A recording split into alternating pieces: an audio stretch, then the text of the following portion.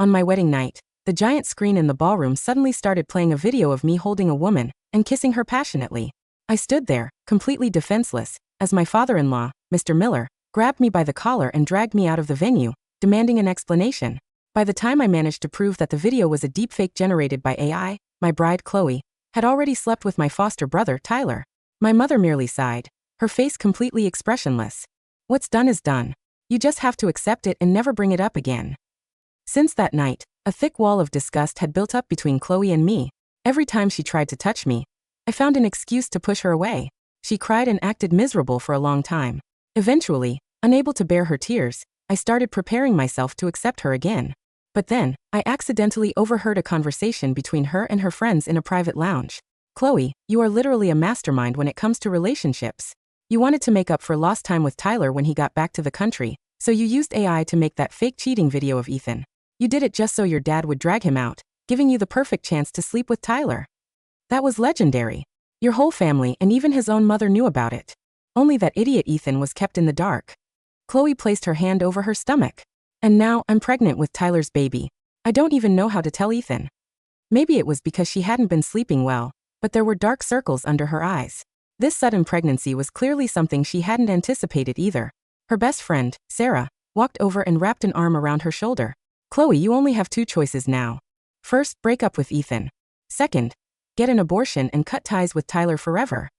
These two options seemed to put Chloe in a tough spot. She was usually decisive, never one to hesitate like this. She cupped her stomach for a long time, unable to let go. No, I won't get an abortion. This baby is the symbol of what Tyler and I lost. Since I can't be his wife, I'll give birth to his child as a keepsake. Standing outside the door, the blood in my veins turned to ice. So the cheating video that ruined my reputation was Chloe's doing all along. Her entire goal was to get rid of me so she could satisfy her lust with Tyler. Was their regret really just about sleeping together? I let out a bitter, silent laugh. What shocked me even more was that my parents-in-law and my own mother knew everything. They had teamed up to deceive me. I remembered when the video played on the screen. My mother-in-law had slapped me across the face, and my father-in-law had dragged me out by my hair.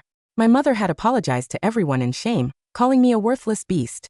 And Chloe had wept, claiming I had broken her heart, promising she would make me pay. My fingernails dug deep into my palms until they bled. My chest felt suffocated, filled with an agonizing, choking pain. I leaned my back heavily against the wall, standing there like a hollow shell. Inside, Chloe had made her decision. I won't break up with Ethan. I know how to separate love from marriage. Ethan loves me. He caters to my every whim, and he's a stable provider. He's the perfect husband material. Oh, come on. Doesn't Tyler have money too? Sarah teased. Chloe took a sip of her juice. Tyler is too dominant, the classic arrogant alpha male type. He's great as a lover, but not for marriage. Instantly, the room erupted into laughter. So you're saying Ethan is just your golden retriever backup husband? How can you bully him like that? Haha, totally. Sarah suddenly stopped laughing, her tone turning dead serious. But wait, let me ask you something. Everyone's curiosity was piqued by Sarah's sudden change in tone. You and Tyler couldn't have gotten pregnant from just that one night, right? You guys must have hooked up multiple times. Chloe's face flushed bright red, looking like an innocent, naive girl. Seeing her reaction, everyone sat up straight, eager for the gossip. Of course it wasn't just once, Chloe mumbled. Every time Ethan is out of the house, we hook up. You know how it is. You guys are insane. I seriously want to ask Tyler what kind of vitamins he's taking to have that much energy. No wonder Chloe looks so glowing lately. Ethan is the ultimate fool, raising another man's kid without even knowing it. Chloe's friends filled the room with mockery and disdain directed entirely at me. Not a single one of them found Chloe and Tyler's behavior disgusting. Birds of a feather really do flock together. Even though she hadn't explicitly detailed her encounters with Tyler to me, I already knew. They had left their traces of lust all over our house. On the surface, Chloe would act guilty and apologetic in front of others. But behind closed doors, she would let Tyler drain all her energy and then fall fast asleep, showing absolutely no genuine remorse. Waves of dull pain washed over my chest, nearly breaking me. Finally, I took heavy steps away from the door, choosing not to confront her right then and there. When I walked out of the bar, the night wind was freezing. Just then my phone rang. It was my business partner. Ethan, does Chloe understand you like I do? Is she prettier than me? Does she have my wealth? You are so heartless. GC Group just made the Fortune 500 list, yet you abandoned us to go back and marry her. Victoria sounded drunk. She was usually quiet, cold, and professional. If she weren't deeply hurt, she would never have let her guard down like this. Victoria, wait for me, I said softly. I will cut ties with Chloe as soon as possible. Once I settle things here, I'm coming back to you. The drunk woman on the other end instantly seemed to sober up. After hanging up, I walked along the sidewalk. A fiery red Ferrari sped past me. It was Tyler's car. He was probably on his way to see Chloe. I didn't care anymore. Nothing they did could trigger any emotion in me now. When I got home, my mother was waiting for me in the living room. Ethan, where have you been so late? I stared coldly at my seemingly warm and loving mother. Remembering what Chloe had said in the lounge, the last shred of familial affection I had for her turned to ash. I was her biological son, yet she always favored Tyler. During our poorest year, I wore patched-up hand-me-downs while Tyler got brand-new clothes. He got a fancy cake for his birthday. I only got 2 boiled eggs. And now that we were adults, she was still helping Tyler, conspiring with outsiders to deceive me. Knowing all this, I had no intention of being polite. Drink this, she said, pointing to a pot on the counter. I thought Chloe was home, so I made some chicken soup. Since she's not here, you drink it. I grabbed the pot and smashed it onto the floor. It shattered into pieces. My mother looked at me in shock, startled by my sudden rage. What is wrong with you? Are you still upset about what happened at the wedding? You already know she's pregnant with Tyler's baby, don't you? That's why you brought over this soup, to nourish her. I cut her off. Panic flashed across her face, followed by disbelief. How do you know? I didn't answer. I stepped closer, my anger radiating. I've always wondered why you were so biased. I am your flesh and blood, yet you love a foster son who shares no blood with you. Now I know. Tyler is the son of your first love. You projected your obsession with his father onto him. Even if it meant destroying your own son's life, you didn't care.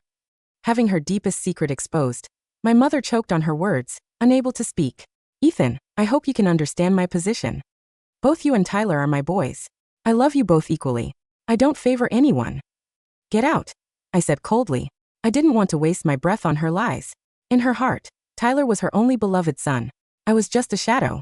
But my mother made no move to leave, looking as if she had something difficult to say. Spit it out. She only ever came to me when she wanted something, and I figured it was for Tyler again. Ethan, I need a favor. Tyler's startup failed. He wants to start over, but he doesn't have the capital. I see how well you're doing. Besides, he is your brother. Can you give him $1 million? The door is right there. Don't let it hit you on the way out. I gave her an eviction notice, refusing to discuss this nonsense. Right then, Chloe walked in, supporting a limping Tyler. She must have overheard our conversation. Ethan, how can you speak to your mother like that?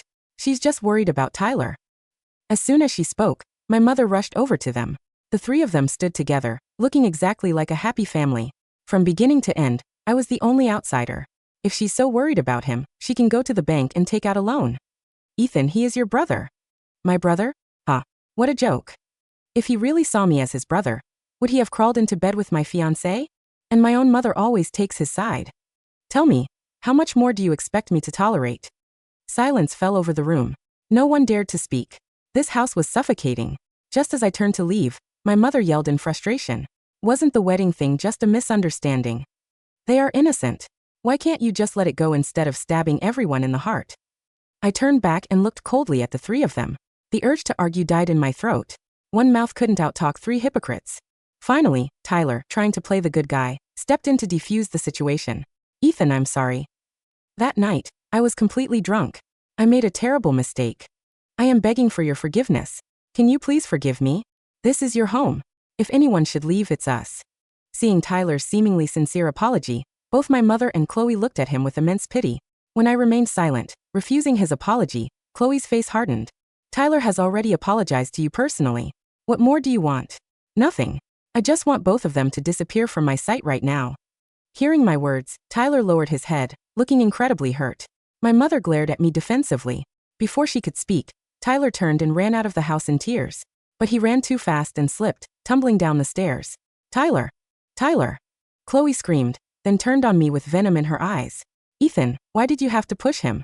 You are worse than a monster. We don't care if you forgive us anymore. We don't need your forgiveness. Get out. I don't want to see your face. My mother didn't say a word. She just kept glaring at me with cold eyes. I had told myself to let go and walk away. But being stabbed by them again still brought a wave of sharp pain to my chest. My own wife and my own mother would always choose another man. At this very moment, I finally realized that whether it was love or family, I didn't want any of it anymore. Chloe, we're done. The sound of my voice was quiet, flat, and carried the sterile chill of a winter wind. Chloe's high-pitched screaming died in her throat, her face turning a splotchy, ugly white under her expensive makeup. Beside her, my mother was still glaring at me, her hands hovering over Tyler, who was groaning dramatically at the bottom of the carpeted stairs, clutching his ankle as if he had just been crippled. "What did you say, Ethan?" Chloe hissed, taking a step toward me, her knuckles white. "What do you mean we're done? Are you really going to use this minor accident to throw another tantrum?" I didn't answer. I didn't waste another ounce of my breath on her. I reached into my blazer pocket, pulled out my phone and opened my email. With 3 clean taps, I sent the pre-drafted divorce agreement, the one I had prepared after leaving the bar, directly to her personal inbox, CCing her father, Mr. Miller, and our corporate legal department. Then I walked into the study, picked up the single suitcase I had packed weeks ago, and walked back out. "Ethan, stop," my mother yelled, her voice high and panicked as she saw the suitcase. "You're committing marital abandonment. Today is Chloe's birthday. If you walk out that door, I will make sure the Vance family disowns you." "I am the only one who funded the Vance family's lifestyle, mother," I said, stopping at the threshold of the front door. "Since you love Tyler so much, let him pay your mortgage next month." I closed the heavy oak door behind me, the lock clicking into place with a solid final sound. As I walked down the concrete steps of the complex, I glanced back through the glass window of the stairwell. Through the glass, I could see Tyler, the man who had just shattered his ankle, in tears, standing perfectly straight, brushing the dust off his trousers with a smug, triumphant smile as he wrapped his arm around Chloe's waist. A cold, dry laugh escaped my lips. They thought they had won. They thought they had finally cleared the stable provider out of the way so they could live their high life on my hard-earned income. They had no idea that the foundation of their entire world was about to turn to ash. The private jet terminal of Clifton Municipal Airport was quiet, the rain washing over the dark tarmac in long gray sheets. I stepped out of the taxi, my suitcase in one hand. Waiting for me by the entrance of a sleek black Maybach was Victoria.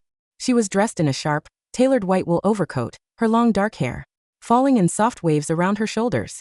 Her face was beautiful, her eyes carrying a quiet, penetrating intelligence that was a world away from Chloe's petty manipulative tantrums. "Ethan," she said, her voice soft but carrying a deep, emotional resonance. "You're late. I was about to have my pilot log the flight coordinates without you." "I had to clear some trash, Victoria," I said, offering her a small, genuine smile. "I'm sorry to have kept you waiting." "Julian, no," Victoria smiled, a warm, genuine light filling her eyes as she reached out to take my bag. "The GC Group's board of directors is waiting for you in South City, Ethan. The co-founder contract is already on your desk." As the private jet soared into the dark clouds over Clifton, I looked out the window at the shrinking grid of city lights. For 3 years, I had shrunk myself to fit into Chloe's world. I held it here. Father humiliate me, let my mother treat me like a shadow, and let Tyler steal my opportunities under the guise of brotherly love. I had done it because I believed a family was something you protected at all costs. But the only thing I had protected was a nest of vipers. "Mr. Vance," the corporate lawyer sitting across from me said, sliding a thick folder onto the table. "We've finalized the legal withdrawal of your technical patents from the Miller-Vance Group. Since the patents were registered under your personal holding company prior to your marriage, the Miller Group has no legal right to use them." "Good," I said, my voice cold and flat. "Exert the injunctions immediately." The collapse of the Miller-Vance Group happened in less than 72 hours. Without my core technology, the 5 major municipal contracts Mr. Miller had secured were frozen due to regulatory noncompliance. The banks called in their loans, and the company's stock plummeted 50% in a single day. Mr. Miller sat in his high-rise office, his face pale and sweating as he looked at the red warning lights of his central database. "Where is Ethan?" he screamed at his assistant. "Call his mother. Tell him to get back here and unlock the server keys. If the city project fails, we'll face a $50 million breach of contract penalty." "Mr. Miller," the assistant whispered, her head bowed in terror. "His mother said, she said Ethan has blocked her on everything. And our legal contact in South City just confirmed Ethan has officially joined the GC Group as their chief executive officer." Right at that moment, the door to the office was thrown open, and Chloe ran in, carrying a thick manila envelope, her face pale with a frantic, desperate panic. "Dad, the bank just frozen our personal accounts," she wailed, throwing herself onto his desk. "They're saying my name has been flagged for corporate fraud. They've locked the penthouse." Mr. Miller looked at her, his face turning a dark, furious purple.